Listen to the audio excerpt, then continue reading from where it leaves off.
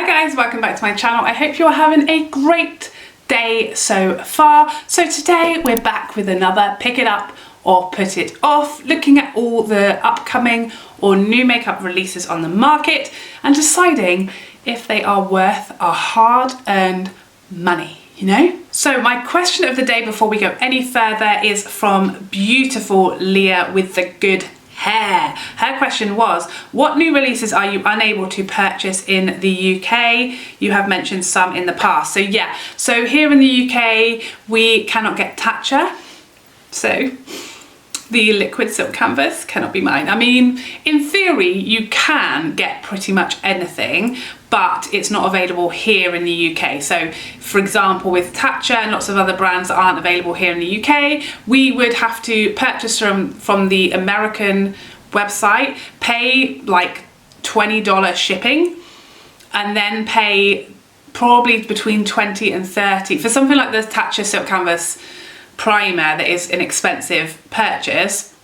You then have to pay that again, so again probably 20 to 30 pounds in duties, taxes, and then a Royal Mail charge. So at the end of the day, you're going to pay double what it actually should cost if you were a US resident, for example. So for me, I just refuse point blank to do that. Like to me, a product is worth, I mean, it's only ever worth what it's worth to you, but to me, brands price their products at what they believe they're worth paying for. So why would I pay twice that? Because even the brand doesn't believe it's worth that. So why would I pay twice what a brand has valued their product at? I'm not going to do it. So we can't get Colourpop, KKW Beauty, Kylie Cosmetics, we can't get Tatcha, we can't get Bite Beauty, which is one of the ones that hurts my soul the most. We can't get Natasha Denona mini versions of her palettes because they're Sephora exclusive. We can't get Sephora own brand makeup because we are not allowed to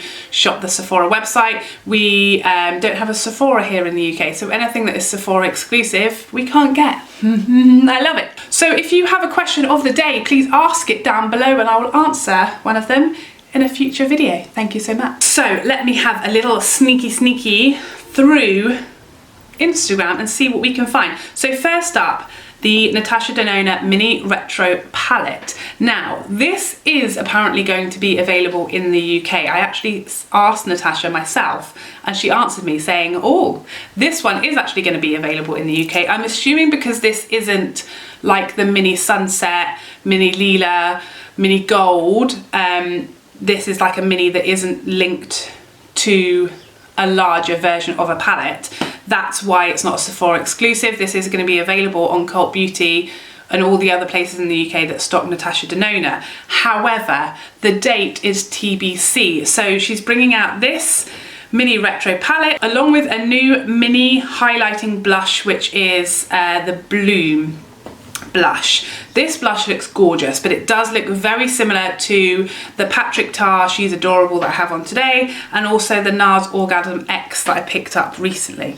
Are we a bit bright? A bit bright. So it does look similar to blushes I already have and love. This is both of these, the eyeshadow palette and the blush, are right up my street. I would buy them both tomorrow if they were available here in any kind of time frame. My suspicion is it's going to be a long time. I initially saw that she said it wasn't going to be on Beautylish until June, but then she changed her mind and suddenly it was released on Beautylish at the same time as it was on her website and Sephora, which is now. It's here now. Here, go get it if you're in America. Beautylish does have to pay, charge duties and taxes, so it will be a lot more if I get it from there, and there's a very long delivery wait from Beautylish at the moment. Because of all that's going on, I assume. If it comes to Cult Beauty, Selfridges, etc. here in the UK, in the next few weeks I will get it. Beyond that, I have a very short attention span apparently when it comes to makeup. If something comes out, and then it takes weeks to get here in the UK, I've usually gone off it. Something else shinier has come along. I've got bored of hearing and seeing about it, because by the time it gets here, if it's been a month or two, I've seen 4,000 reviews. We've all got bored and moved on. So if it's not here soon, it's going to be a no. But if it is here in the next week or so, yes. Next up, the bronzing collection from Nars, the summer collection. Load of bronzers, one with a very heavy overspray of something gold for some reason. Some glosses, some are there, lip balms, they're tinted lip balms, and what looks like some very shimmery eyeshadows. Not one thing out of here, other than the packaging, really appeals to me. I'm like really set on my bronzers. I have like several bronzers that I'm fully all in for these days. So for a bronzer to really like suck me in and make me want to buy it, it's got to be like, there's got to be something life-changing about it, you know. It's got to have to bronze my inner organs or something.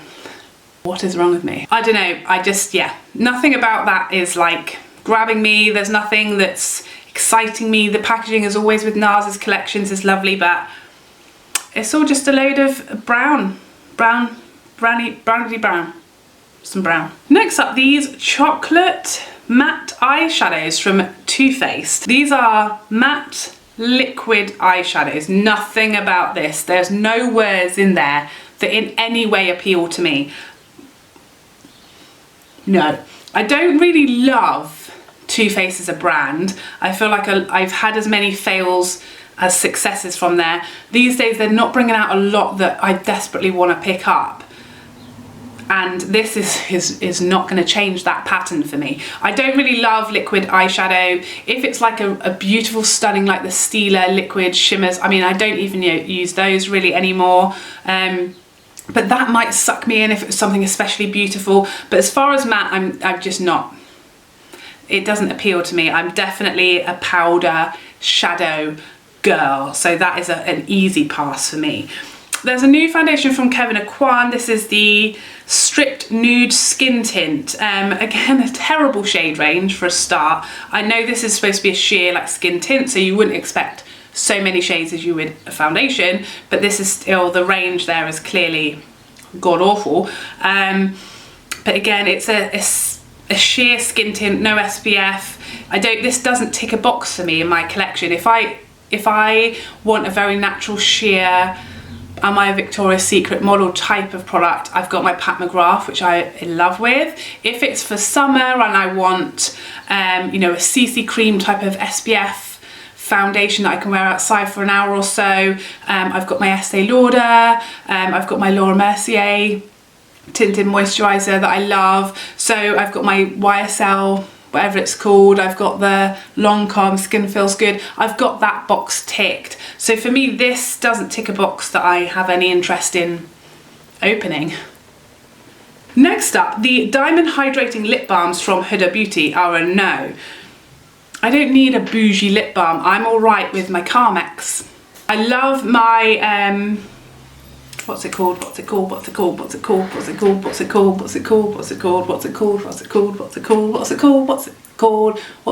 love my YSL Tintin Balm lips. I had the Jouer version last summer. I really enjoyed. There's a lot of those type of products around that have a bit of colour and some balm in them. This seems to be pretty much sheer, more of a balm with like a hint of something, which I don't, to me, I either want a balm, I'm going to bed, my lips are raw, or I want more colour than this has, so I'll stick to those. This for me doesn't tick a box. I don't like that square packaging. It's too bulky for me for a lip balm that I might want to keep in my pocket, for example, and this is going to make it look like I've got a lady boner.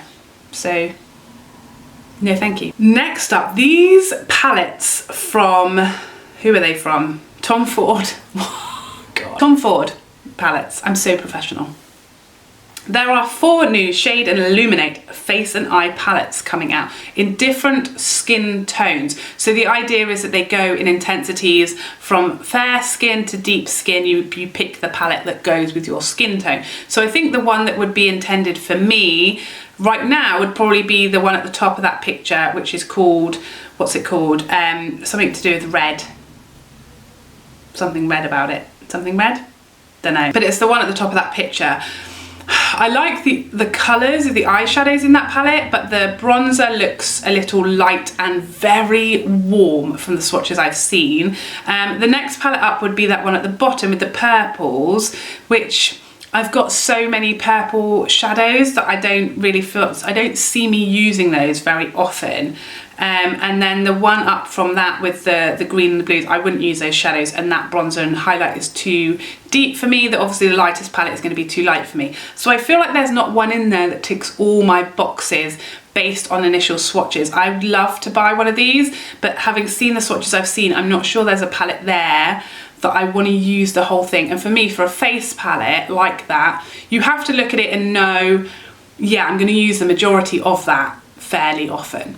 Otherwise it's just not worth it. You're better off just buying one of their shade and illuminates or one of their eyeshadow palettes and just having that and loving that. But for me, I'm not sure there's a palette in here that's going to work, that all the products are going to work for me. Next up, something I was very excited about. This is the Patrick Tahar Major Brow Tinted Shaping Wax, is it?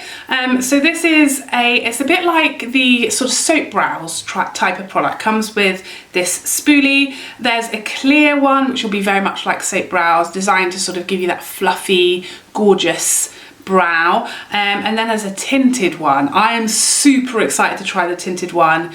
I'd really love to be able to rock a fluffy, natural looking brow that stays there all day and looks really full and like, you know, Nikki, if you know Nikki makeup on Instagram, she is like my makeup god.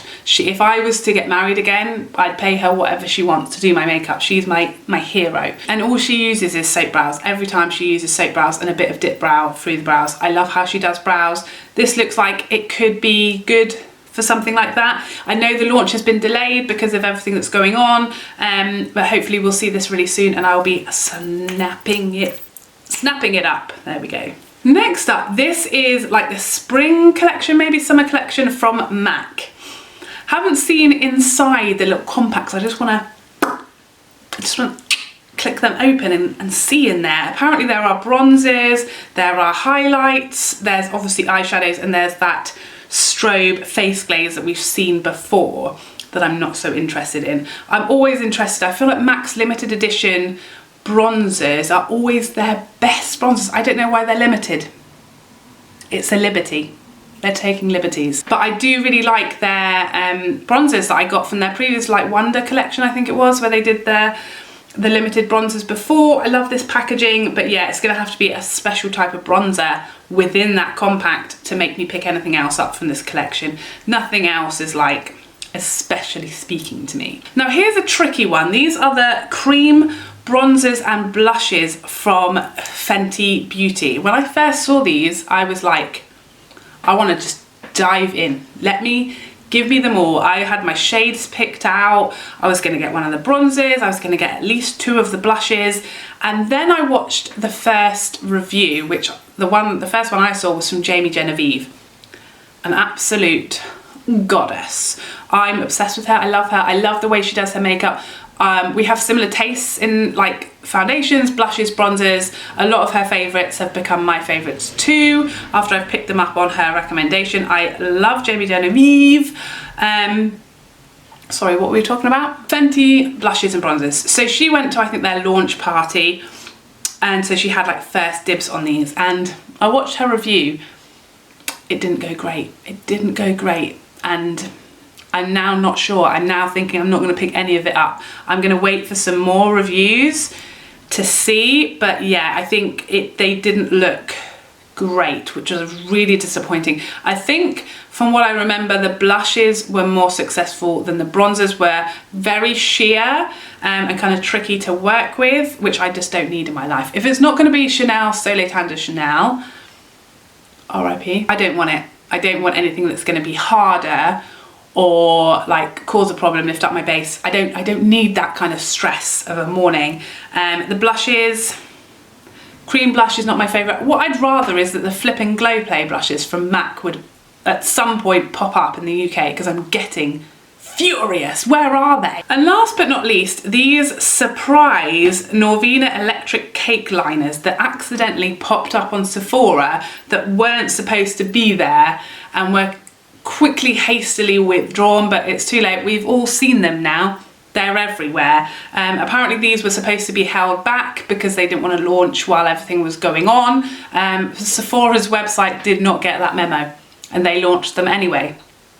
So that was a bit of a cock up. Now, if you've been here before and you took one look at these and thought I was going anywhere near them, have a word with yourself, because you are wildly incorrect. And there you have it. That is everything that I have to share with you, all my thoughts on the upcoming and new makeup releases. I'd love to know what you're picking up and what you're putting off, and don't forget to leave me your questions of the day in the comments down below. I hope you enjoyed this video and I'd love to see you in the next one. Otherwise, take care for now. Bye bye bye bye bye.